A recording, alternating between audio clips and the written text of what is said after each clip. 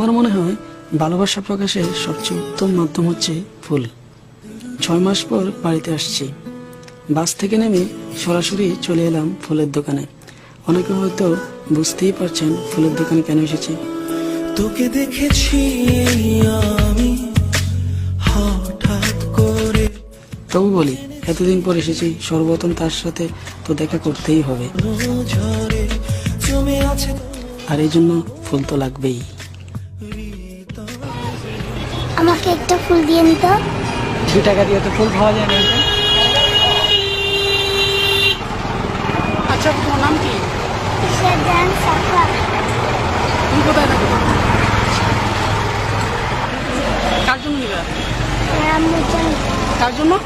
আম্মুর জন্য। আম্মুর জন্য। আচ্ছা, কোনটা নিবা, এটা না এটা?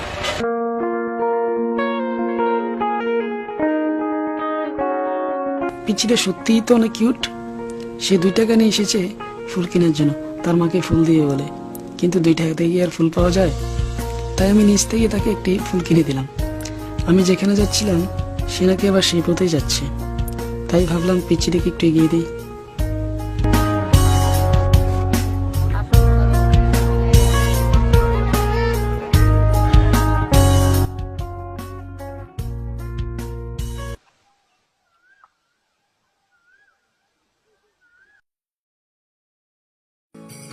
হ্যালো, কতক্ষণ ধরে ওয়েট করতেছি? 1 ঘন্টা হয়ে গেল তো, আর আসতে এতক্ষণ লেট লাগতেছে। আরে বাবা, আমি ঢাকা থেকে চিটাগাং গেছি শুধুমাত্র তোমার জন্য। আমি এখন পর্যন্ত বাসায় যাইনি, আর তুমি আমার জন্য এতটুকু ওয়েট করতে পারবে না?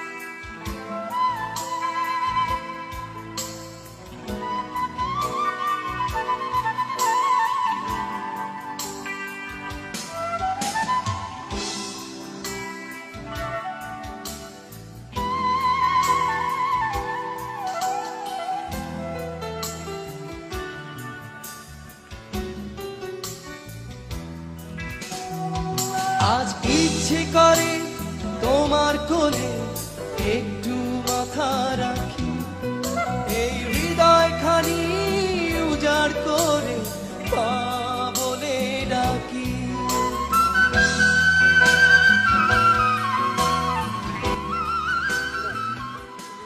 এখন আসতে পারবো না, সরি।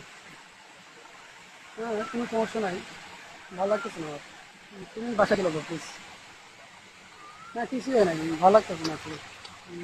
তুমি বাসায় যাও, পরে দেখা যায়। ঠিক আছে?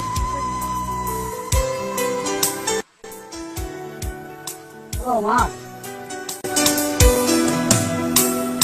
আজ আমি বুঝতে পারলাম যে আমি কতটা লাকি। এরপর থেকে প্রতিবার যখন বাসায় আসবো, অবভিয়াসলি আমি প্রথমেই আমার মায়ের মুখটিই দেখতে চাই।